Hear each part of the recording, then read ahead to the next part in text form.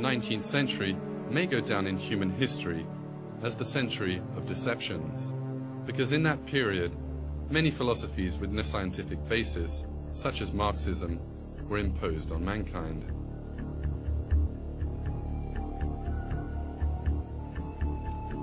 But the greatest deception of the 19th century was the theory of evolution, put forward by the British biologist called Charles Darwin.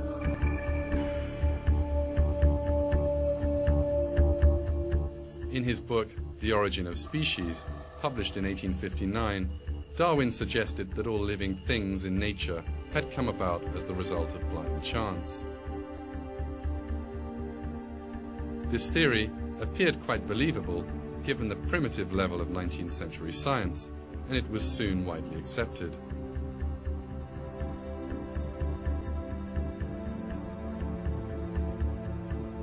However, modern scientific discoveries have demolished Darwin's claims.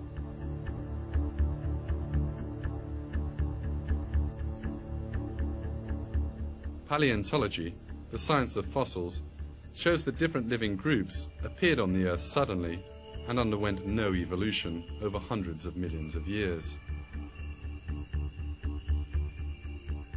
Anatomy and biochemistry have proven that there are very complex structures in living things, and that these cannot come about by chance. And biological observations have revealed that nature does not possess the alleged mechanisms to transform species into one another. For these reasons, Darwinism today is a theory that has scientifically collapsed. Animals' intelligent behavior that we have observed in this film is another important fact that overturns the theory of evolution.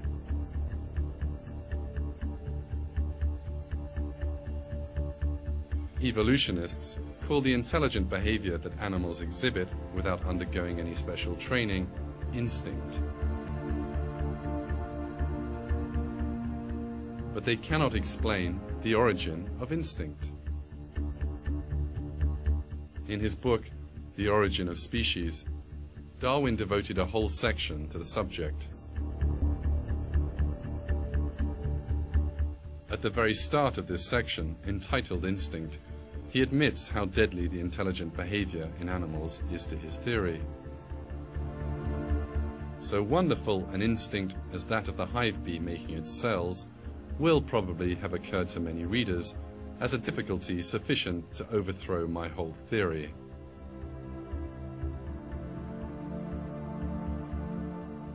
Darwin was especially baffled by the architectural skills of the honeybee and asked himself, what shall we say to so marvelous an instinct as to that which leads the bee to make cells, which have practically anticipated the discoveries of profound mathematicians? The answer Darwin gave to this question was habit. He suggested that a living creature developed a habit over the course of its life, then passed this habit on to its offspring. Thus, an inherited instinct developed over time.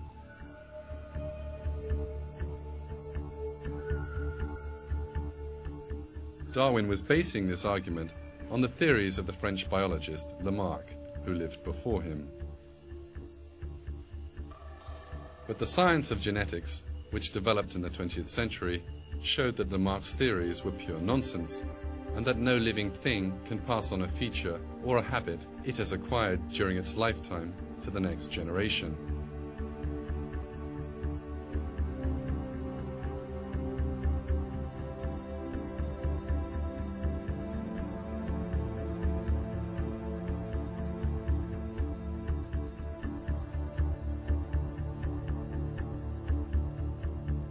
This proved that Darwin's explanation of instinct was based on mistaken guesswork.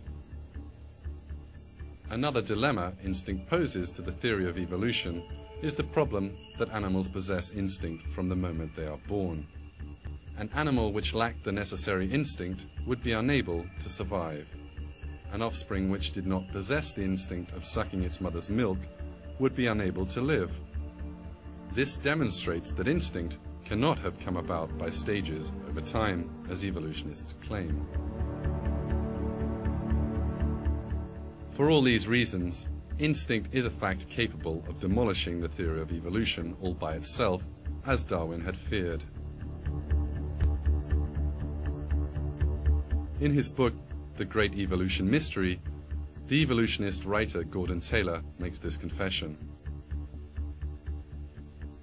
When we ask ourselves how an instinctive pattern of behavior arose in the first place and became hereditarily fixed, we are given no answer.